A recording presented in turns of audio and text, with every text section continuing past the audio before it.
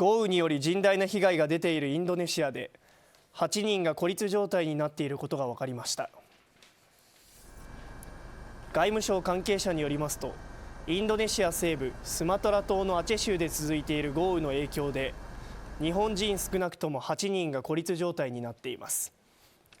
ODA 政府開発援助に関する活動に従事していた人たちで、現在宿泊施設に滞在し大使館と連絡が取れていて、けが人や病気の人はいないということです。気象状況が落ち着くのを待って現地当局が救助する方向で検討しています。スマトラ島では大雨により広範囲で洪水や土砂災害が相次いでいて、国家災害対策庁は30日、死者は少なくとも442人に上り、400人以上が行方不明になっていると発表しています。